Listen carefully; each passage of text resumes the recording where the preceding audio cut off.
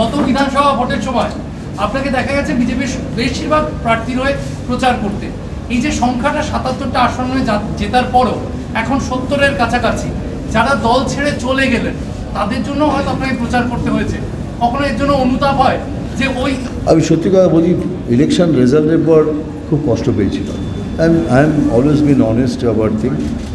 কষ্ট পেয়েছিলাম, দুঃখ পেয়েছিলাম, এখনও যাদের ওই বলেছি তারাও চলে গেছে, তার জন্য কষ্ট পেয়েছি। I M a human being, আমি একটা মানুষ। ভালো লাগা, ভালো থাকে, কাউকে ভালো লেগেছে, সে চলে গেছে। তবে এখন যেখানে দাঁড়িয়ে আছি, আরও যদি কেউ যেতে চান প্লিজ দয়া করে তাড়াতাড়ি যান, তাহলে আমরা একটা ক্লিন পার্টি হয়ে দাঁড়িয়ে আমরা প্রচারে নামতে পারবো। এখনও যদি কেউ যেতে চান, ওপেনলি বলছি, চিৎকার করে বলছি, প্লিজ দয়া করে চলে যান। আপনি তো বলছেন আসছে, একই সঙ্গে তো আবার আপনি বলছেন আসছে। কি আসছে? আপনি বলছেন আসছে, কে আসছে? ওই জন্য বলছি যাদের যাওয়া ছেড়ে দিন, ওগুলো তো এরম এরম করছে না, তো যাক, যেগুলো আসবে তারা যারা তাদের যাওয়ার আর জায়গা থাকবে না। একটা লাস্ট প্রশ্ন, সেটা হচ্ছে যখন মমতা বন্দ্যোপাধ্যায় বিরোধী ছিলেন ইস্যুতে আমরা যেরকম আন্দোলন দেখেছি, এখন বিরোধীদের কাছ থেকে সেই ধরনের ঝাঁঝালো আন্দোলন পাওয়া যাচ্ছে, বিশেষ করে বিজেপির কাছ থেকে? এবার দেখবেন, ধীরে ধীরে দেখবেন। আমি ঠিক বলেছেন, আমাদের তরফ থেকে তত ঝাঁঝালো হয়নি, তার অনেক কারণ আছে, কারণ আমরা তো ছোট হয়ে গেছি না। কিন্তু এখন আবার সব কিছু we have collected things together. এখন কি আসবে না আসবে, না এলেও আবার লড়বো, লড়াই আবার। রাজ্যের বুথ সশক্তিকরণে আপনার বুঝতে পারলাম। সংগঠনের যে বুথ সশক্তিকরণ, সেই ব্যাপারে আপনার আমার যেটা বলার আমি আজকে বলে দিয়েছি স্যার, আর বাকিটা লিডাররা সব বুঝেছেন। আমার যতটুকু বলার, যেটুকু আমি বুঝি, আমি তো রাজনীতির মধ্যে গিয়ে সেইটা নিয়েও কথা বলতে পারি না। আমি একটা কমন ম্যান হিসেবে যেটা বলার সবাইকে বুঝিয়ে দিয়েছি, আমি দেব আন্ডারস্টুড বলার। হ্যালো, প্লিজ সাইলেন্স প্লিজ, একটুখানি বলি। दीदी ने आज कहा है कि 21 जुलाई के बाद ठीक 22 तारीख का समय चुना गया ईडी रेड के लिए। क्या ये ऐसा नहीं था कि एक बड़ी सभा को दबाने के लिए साजिश रची गई थी पहले से? और राज्यपाल पर भी सवाल खड़ा किया गया है कि राज्यपाल ने धमकी दी थी, क्या कहें? किसने धमकी दी थी? राज्यपाल जो तत्कालीन राज्यपाल थे जगदीप धनखड़, उन्होंने पार्थ चटर्जी को कहा था कि मैं आपको देख लूंगा। फिर भाई मैं इसके बारे में जानता नहीं, तो मैं कमेंट नहीं करूँगा। लेकिन अच्छा चलिए, 21 के बाद 22 को हुआ, अगर 20 को होता तो बोलते हमारा 21 को प्रोग्राम है इसलिए ख़राब करने के लिए 20 को किया। अभी 22 को हो गया, तो मैं तो बोलता हूँ कि अगर होना ही था तो दिस इज द, क्यों एक प्रोग्राम को ख़राब करें? 21 में कितने लोग आए थे, बाप रे बाप, कितने लोग, मतलब so many people, great success.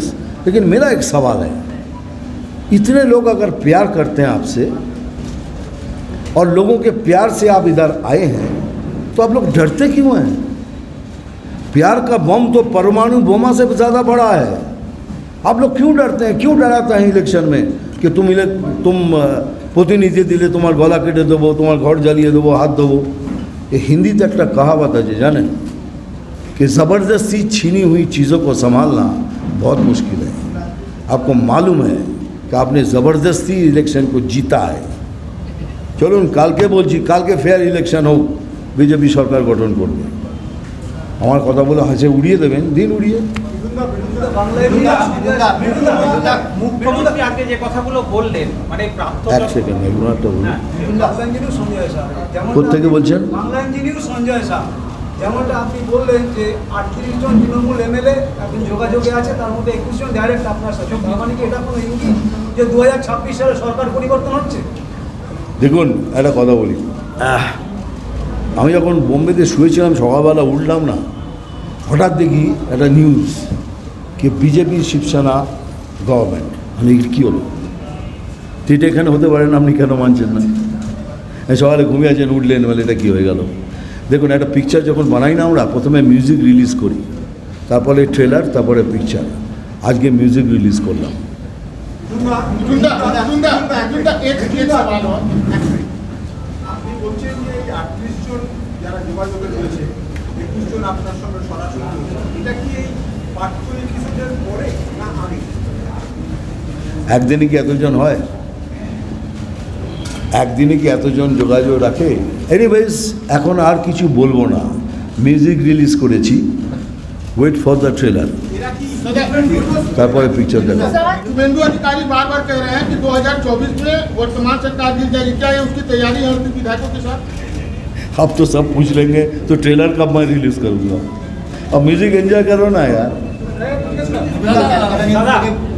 Calcutta news থেকে বিভিন্ন এই 38 জন বলছেন 21 জন বলছেন যারা আপনার যোগাযোগে রয়েছে, এনাদের সম্পর্কে দিল্লিতে আপনি নেতৃত্বের সঙ্গে কোনো কথা বলেছেন বা এরা যোগদান করতে চাই এরকম ধরনের কোনো কথাবার্তা হয়েছে? এটা নাম্বার ওয়ান। আরেকটা প্রশ্ন, দেখুন আমি যখন কথা বলবো আমি একা তো বলতে পারি না, আমার কাছে সে শক্তিও নেই। বিজেপি এটা কোই ফ্লুক পার্টি নয়, ইটস এ পার্টি অফ সংবিধান, ইটস পার্টি অফ প্রিন্সিপালস। সে আপনি খারাপ বলুন ভালো বলুন, যদি আমি অ্যাজ অ্যান অ্যাক্টার আমার একটা আলাদা আইডেন্টিটি আছে, আমি সেখানে হয়তো আমি কিংডমের রাজত্বে বাস করি, but when I come to party I have to maintain each and every step। এই লাইন ক্রস করা যাবে না, ওখানে ক্রস করলে আমাকে ওই দূর থেকে মাছিটা তুলবে আমাকে ফেলে দেবে। সিবেট আমি যা বলছি একটুখানি আমাকেও লাইন ক্রস করতে দেবেন না, ফোর্স করবেন না। আচ্ছা, আরেকটা প্রশ্ন আছে, সেটা হচ্ছে কিছুদিন আগে, একটা লাস্ট প্রশ্ন, কিছুদিন আগে রাজ্যের মুখ্যমন্ত্রী মমতা বন্দ্যোপাধ্যায় বঙ্গবিভূষণে পার্থ চট্টোপাধ্যায় নিয়ে বক্তব্য রেখেছেন। আপনি একজন অভিনেতা এবং সেই প্রসঙ্গে এবং পুরস্কার অনুষ্ঠান ছিল, সেখানে রাজনৈতিক বক্তব্য নিয়ে ইতিমধ্যে বিভিন্ন লোক সমালোচনা করেছেন। আপনি কি বলবেন, কোনো বঙ্গবিভূষণ একটা সরকারের অনুষ্ঠানে সেখানে কি রাজ্যের মুখ্যমন্ত্রী এ ধরনের বক্তব্য রাখতে পারে, কি বলবেন? আপনি নিজেই প্রশ্ন করছেন, আপনি জবাবটা জানেন, আমার মুখ থেকে কেন শুনতে চাইছেন?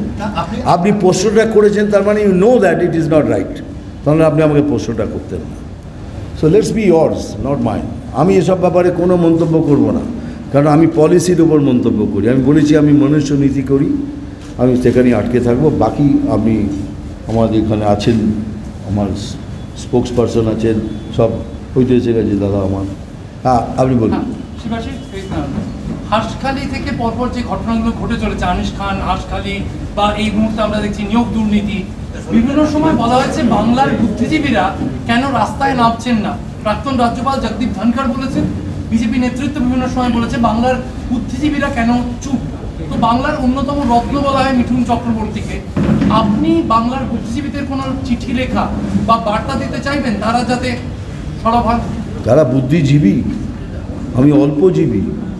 কী বলছেন আমি বুদ্ধিজীবীদের জ্ঞান দেবো? পাগল কুকুরে কেটেছে নাকি আমার? কিন্তু তাদের এই নীরব থাকাটা কি? স্যার একটা কথা বলবো, there is an age for everything. আর যখন এজে আপনি পৌঁছে যান তখন বাবা মা বলে তোমার যতটুকু বুদ্ধি আছে তুমি তাতে করো, তাই না? So we have all cross that fatherly stage. তারপরেও যদি কাউকে উপদেশ দিতে হয় সে সেম অনার্স, তাই না? এটা আমাদের জন্য খুব লজ্জার ব্যাপার। একদম। পলিটিশিয়ানদের ভাবমূর্তি নিয়ে তো সাধারণ মানুষ তারা ক্ষুব্ধ, আপনি এটাকে কীভাবে দেখেছেন? এটা কী জানেন তো, এখন জায়গায় যেখানে দাঁড়িয়ে গেছে, আগে পলিটিশিয়ান মানে একটা ইজ্জতের জায়গায় ছিল, এখন পলিটিশিয়ান মানে একটা কোশ্চেন মার্ক। এই ন্যারেটিভটা তৈরি হয়ে গেছে, তার জন্য আমরাই দায়ী। অন্যদিকে আঙুল তুলে কী লাভ? আমরা সবাই দায়ী, আমরাই তো ভোট দিয়ে আনি। কারণ এখন যে জায়গায় দাঁড়িয়ে গেছে, at least specially Bengal state, god only save our state. আর কি বলবো? এসএসসির প্রচুর ছেলে শিবাশিস মৌলিক, এবিপি আনন্দ।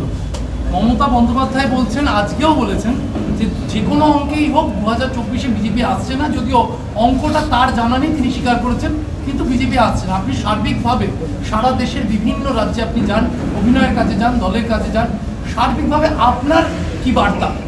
ঠিক আছে, উনি বলেছেন ঠিক আছে, আমরা বিজেপি আসবে না, তার পরের বছর আসবে। আমরা লড়াই ছাড়বো না, let's be sure about it.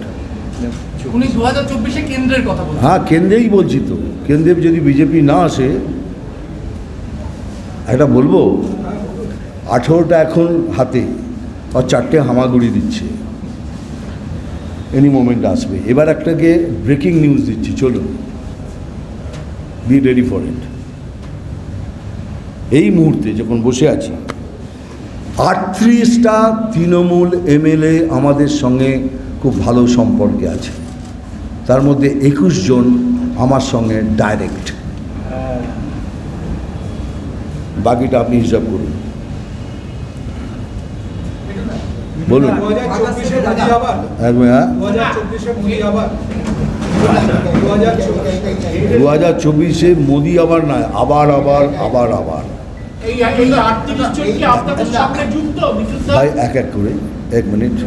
আকাশ থেকে রাজীব চৌধুরী বলছি, যে মুহূর্তে এমন একটা সময় যখন মন্ত্রীর ঘনিষ্ঠ প্রাক্তন এবং বর্তমান মন্ত্রীর ঘনিষ্ঠ অনেক টাকা পাওয়া গেছে, প্লাস তিনিও এখন জেলে, মানে হাজতে কে তার স্ত্রী? পার্থ চট্টোপাধ্যায়ের কথা বলছি, হ্যাঁ। তিনি এখন দিল্লির হেফাজতে। এই মুহূর্তে মিঠুন চক্রবর্তীর এই বিজেপি এমএলএদের সঙ্গে মিটিং করা, এটা কি আলাদা কোনো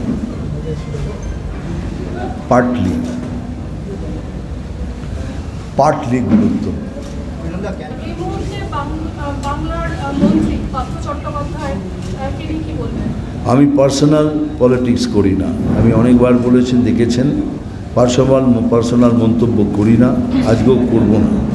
কিন্তু একটা কথা বলি খুব পরিষ্কারভাবে, সবাইকে বলছি, কারোর এগেনস্টে যদি কোনো এভিডেন্স না থাকে, আরাম করে চুপচাপ এয়ার কন্ডিশন রুমে শুয়ে থাকুন, কিচ্ছু হবে না। কিন্তু যদি কোনো এভিডেন্স থাকে তাহলে ছোটা মুখ বড়ি বাত।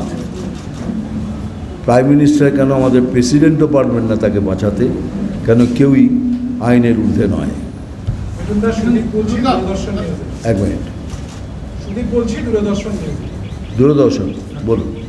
বলতে চাইছি যে আপনি বললেন যে পার্থ চ্যাটার্জি ব্যক্তিগত, আমরা ব্যক্তিগত প্রশ্নটা করছি পার্থ চ্যাটার্জি, আমার ব্যক্তিগত পার্থ চ্যাটার্জিকেও বলছি না, বলছি প্রাক্তন শিক্ষামন্ত্রী এবং বর্তমান শিক্ষামন্ত্রী, তার বাড়িতে রেড, তার যার যে ঘনিষ্ঠের কাছ থেকে প্রায় 22 কোটি টাকা উদ্ধার, এবং এখনো অবধি প্রচুর সম্পত্তির খবর আসছে। এই ব্যাপারটা আপনি কিভাবে দেখছেন? কোনো ব্যক্তিগত নয়। আমি এইমাত্র তার জবাব দিয়েছি, যদি কোনো এভিডেন্স না থাকে আরাম করে ঘুমিয়ে থাকুন, আর যদি এভিডেন্স আপনার দিকে হয় তাহলে পৃথিবীর কেউ আপনাকে বাঁচাতে পারবে না। So no matter trying anywhere. সবাই তো বলে এটা বিজেপি করেছে, বিজেপি তো সব কিছু করাচ্ছে, ঘুম থেকে তুলছে, গান বাজাচ্ছে, ব্রেকফাস্ট করাচ্ছে, আপনাকে কাপড় পরাচ্ছে, সব বিজেপি করছে। বিজেপি ইজ নো ম্যার। এতবার তো বলেছেন সবাই মিলে কে বিজেপি দাঙ্গা করে, একটা ইনসিডেন্ট দেখান তো এই 1 বছরে আপনার পর একটা, চলুন আপনার সবাইকে চ্যালেঞ্জ করছি, একটা ইনসিডেন্ট দেখান যেখানে বিজেপি দাঙ্গা করেছে। এটা একটা ম্যানিপুলেটেড ফোর্স, একটা কনস্পিরেসি থিওরি কে বিজেপি মানেই এগেনস্ট মুসলিম, বিজেপি মানেই এগেনস্ট দিস। আমরা কেন এগেনস্ট মুসলিম হব? চলুন একটা আপনাকে উদাহরণ দিচ্ছি, আমার দিয়ে বলছি। মিঠুন চক্রবর্তী স্টার হলো, স্টারের পর সুপারস্টার হলো, তারপরে মেগা স্টার হলো। এখন আপনারাই বলেন, আমি বলি না, আমি একটা গ্রাস রুটেড ম্যান, কে আমি লিভিং লেজেন্ড, কে লেজেন্ডারি সুপারস্টার, অনেক কিছু বলেন, কিন্তু আমি মনে করি আমি একটা ক্ষুদ্র মানুষ।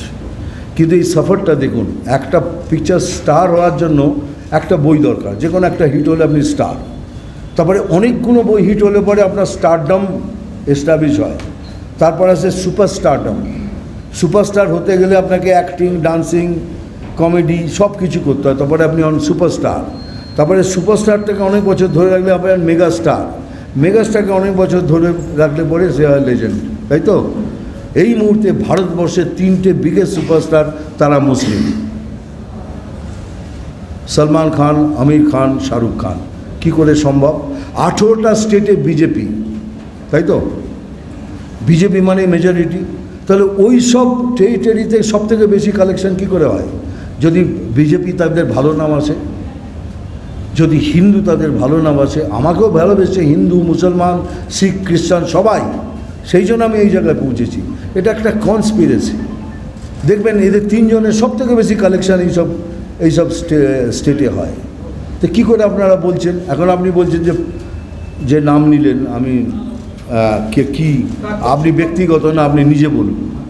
আমি ব্যক্তিগত বলবো না, আর যেখানে নামটা এখনও আছে পার্টির সাথে জুড়ে, সেই জন্যও বলবো না, কারণ তার বলার ক্ষমতা আমার নেই। I am not the spokes person of BJP.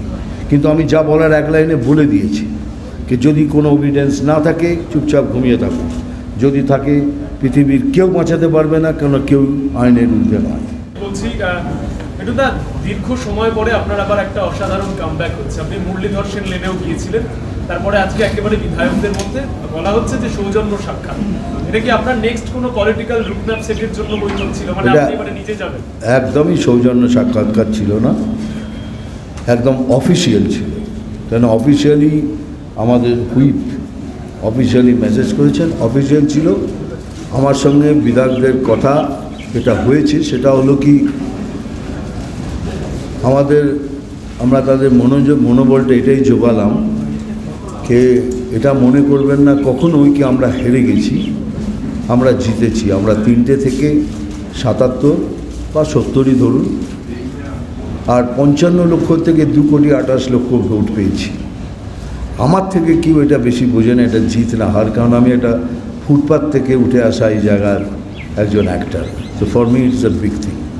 আপনি কি এবার বেরোচ্ছেন একেবারে আবারও সাংগঠনিক বিভিন্ন এইটা সম্পূর্ণ নির্ভর করছে আমাদের এখানকার নেতার, আমার সব কিছু সেন্টার থেকে তারা ডিসাইড করে দেন, তারা ম্যানুভার করেন ওটা। তো আমার পক্ষে এই মুহূর্তে বলা খুব মুশকিল, তবে ডেফিনেটলি ওরা কিছু ভাবছেন সেন্টার থেকে আসবে, সেটা এখানকার নেতৃত্বে আসবে, তারা যেরকমভাবে বলবেন। চট্টোপাধ্যায় ইস্যুতে প্রায় প্রথম থেকেই দেখছেন তৃণমূল কংগ্রেস বা মুখ্যমন্ত্রীর এই পার্থ চট্টোপাধ্যায় ইস্যুতে তাদের যে স্ট্যান্ড, সেটা নিয়ে আপনি কি বলবেন? কি স্ট্যান্ড ওদের বলুন তো? এরা কি পার্থ চট্টোপাধ্যায়ের পাশে থাকছে নাকি? কিন্তু আমিও তো বুঝতে পারছি না, আপনি বলুন পাশে আছেন না পাশে আছেন। মুখ্যমন্ত্রী যেমন বলছেন ভুল করার অধিকার রয়েছে, আবার বলছেন ইডি যে সময় রেপ করছে, মাঝরাতে গিয়ে রেপ করছে, সেটা নিয়েও সমালোচনা করছেন। স্ট্যান্ডটা দেখুন, it's a democracy, you have the right to speak anything. But তবে এটুকু বলতে পারি, সিবিআই বিজেপির নয়, ইডি বিজেপির নয়। কি বলেছি এর আগে শুনে রাখবেন, অনেকটা ছোটা মুখ বড়ি বাদ। পৃথিবীর কেউ বাঁচাতে পারবে না যদি এভিডেন্স থাকে, আর যদি না থাকে কেউ আপনাকে কিছু করতেও পারবে না। That's my last word. Because সবাই ভাবে বোধহয় এই সিবিআই কী করবেন, ওদের নিজেদের চাকরি সামলাতে হবে না, আমার কথা শুনে করে দেবে, এত সস্তা। বলুন। বলছি যে রূপালী পর্দায় আপনাকে বিভিন্ন চরিত্রে দেখা গেছে দুর্নীতির বিরুদ্ধে, সে মন্ত্রী ফাটাকেষ্ট হোক, এমএলএ ফাটাকেষ্ট হোক, যেভাবে। এখন বাস্তবে দেখা যাচ্ছে পশ্চিমবঙ্গে শিক্ষা দুর্নীতি এবং এসএসসির যারা চাকরি প্রার্থী তারা বৃষ্টিতে বসে আছে গান্ধী মন্দির বাংলাদেশে, এবং 1 বছর ধরে তারা আন্দোলন করছে। এই দুর্নীতি নিয়ে আপনি কিছু বলবেন? বাস্তবে দুর্নীতি। আজকে একটা কেন্দ্রীয় মিছিল আছে বিজেপি, আপনি কি সেই মিছিলে অংশ নেবেন? একবার এটা বলিনি, আমি বলছি কি ওদের কষ্টে সত্যি সবার পাশে দাঁড়ানো উচিত। অ্যান্ড আমাদের নেতৃত্ব যেটা আছেন, আজকেই আমরা ডিসকাস করছিলাম এর ব্যাপারে। দেখুন, আমরা কোনো পলিটিক্যাল শেড দেখতে চাই না, কেন ওরাও চায় না। But they are in trouble, আমরা সবাই মিলে তাদের সাহায্য করা উচিত। আর দুর্নীতির কথা বলছেন, এটা কি আপনার হিসেবে প্রথম দুর্নীতি? এটা প্রকাশ হয়েছে বলে আপনি ধরতে পেরেছেন, আর যেগুলো প্রকাশ হয়নি একটু একটু জানেন, সেগুলো দুর্নীতি নয়, সেগুলোও দুর্নীতি। We are under a big shadow of cloud. বলুন। একটা কেন্দ্রীয় মিছিল আছে বিজেপি, সেই মিছিলের যে ব্যানার বা বিজেপি যে রাজনৈতিকভাবে যে জিনিসটাকে সামনে আনছে, যে পার্থ চট্টোপাধ্যায় হচ্ছেন একটা হিংসৈলের দুর্নীতির হিংসৈলের একটা চূড়াবাদ। আসল দুর্নীতি কিন্তু এই সরকার এবং মুখ্যমন্ত্রী মমতা বন্দ্যোপাধ্যায়। সেই ক্ষেত্রে মমতা বন্দ্যোপাধ্যায়ের পাল্টা বক্তব্য হচ্ছে যে যে দুর্নীতি করেছে তাকে তুমি দরকার হলে যাবজ্জীবন কারাদণ্ড দাও, আমার খুশি আছে, কিন্তু আমার গায়ে কালি ছিটাচ্ছ কেন? তুমি যদি কালি ছিটো তাহলে আমারও কাছে আলকাতরা আছে। তো এই যে মুখ্যমন্ত্রীর এই মন্তব্য, বিজেপির যে এই বিষয়টা করা, এটা কি কীভাবে আপনি? আচ্ছা, আপনি সত্যি করে বলুন তো, এটাই কি প্রথমবার? সকাল থেকে সন্ধ্যে অবধি তো উনি প্রাইম মিনিস্টারকে গালাগাল দেন, সুযোগ পেলেই গালাগাল দেন। এটা নতুন কি? যদি বিজেপি করে থাকে, বিজেপি তো করা উচিত, সব পলিটিক্যাল পার্টি করছে। আর উনি যদি এই জায়গায় আমরা হতাম, উনি হতেন, তাহলে কি করতেন? উনি করতেন না। দিস এ পলিটিক্যাল ইস্যুস, সবাই করবে। আবার বলছি, লেটস ফেস দ্য ফ্যাক্ট। যদি ভুল করে থাকেন তার সাজা হবে, ভুল না করলে সাজা হবে। That's it. মিছিলে থাকবেন কেন? মিছিলে কাল থাকছে? আমাকে নির্দেশ এখনও দেননি, কারণ আমি এত তাড়াতাড়ি আমাকে বেনারস যেতে হবে, কিন্তু ডেফিনেটলি থাকতাম। তাছাড়া আমার মনে হয় না এখন ওরা আমাকে চায় এই মুহূর্তে, কেন ওখান থেকে ওদের প্ল্যান আছে অন্য কিছু, সেটা পরে বলবো। Regarding politics, Partha Chatterjee's incident has certainly rocked the Trinamool Congress. They are moving away from him. But what do you have to say about the entire scam, because it's going on for a very long time? I feel it is a scam of maybe 2,000 crores. It's not 100 crores. If you open up, ওই সাপ খুলতে, কেঁচো খুলতে সাপ বেরোয়ের মতো অবস্থা হবে। But I will not say anything because I do not know anything. আমার থেকে বেশি যে এজেন্সিস আছে তারা বলতে পারে, আর আমি ব্যাকআপ ছাড়া কিছু করি না। So sorry ma'am, I won't be able to answer the question fully, but I must say কে সেদিন একটা কোথায় ফাংশনে দেখছিলাম, আমাদের মুখ্যমন্ত্রী বলছেন আর পেছনে কী তালি পড়ছিল, তখন বুঝলাম কে nothing has happened, it's all right. So the second question is regarding Bollywood. Ranveer Singh's the photo shoot that has come out, it's been into controversy. What would you say? I haven't seen that, so I'm sorry, I won't be able to. दादा, अभी आपने महाराष्ट्र का जिक्र किया। मुख्यमंत्री ममता बनर्जी ने 2 दिन पहले ही कहा था कि महाराष्ट्र के लोग कमजोर थे, इसीलिए वहाँ की सरकार गिर गई। अगर आप बंगाल की तरफ झाँकेंगे तो सुंदरवन में आपको मगरमच्छ नोचेगा, बाघ नोचेगा, और अगर समुद्र से आएंगे तो मगरमच्छ, और उत्तर बंगाल से आएंगे तो हाथी सूंड उठा के आपको फेंक देगा। बंगाल में शेरनी है, यहाँ आपकी चलने वाली नहीं है। क्या कहें? मैं क्या बोलूँगा, बोलिए। मैं एक डायलॉग बोलता हूँ, उनको बोलता है उसमें हिंसा है। अब इतनी सारे डायलॉग सुनता हूँ, अहिंसक बातें कर रहे हैं आप कि जीप काट देंगे, ये अहिंसा की बात है। तो मैं नहीं कुछ बोलूँगा, आप ही सोचिए क्या बोल रहा है। देखिए, ये मगरमच्छ खाएगा, हमको भी खाएगा, आपको भी खाएगा। मगरमच्छ किसी का दोस्त नहीं होता, ना शेर किसी का दोस्त होता है, ना हाथी फिर भी दोस्त होता है, लेकिन मौके पे वो भी उठा के पटकेगा। तो बी रेडी, अगर हमारे साथ हुआ भी आपके साथ क्यों नहीं होगा, आपके साथ भी तो हो सकता है ना। আবার ডায়লগ, আবার আমার ডায়লগ তো হিংস্র ডায়লগ, আবার ডায়লগ বলছেন, আবার বলবেন হিংসা হচ্ছে। আমি তো খুব স্টান ভাই, ডায়লগ বলে 15 বছর ধরে সেম ডায়লগ বলে এলাম, হিংসা হয়ে যাচ্ছে। এখন কী বলবো বলুন, কিছু বলার নেই। কিন্তু এখন যেগুলো শুনছি তার মধ্যে সব অহিংসক কথাবার্তা, কোথাও কোনো হিংসা নেই। Very good. You are asking too much.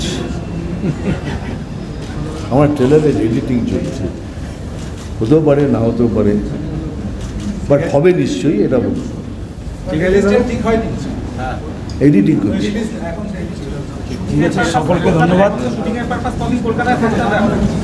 Shooting না হলেও এবার আসবো, যদি পার্টির আমার দরকার হয় আই উইল কাম।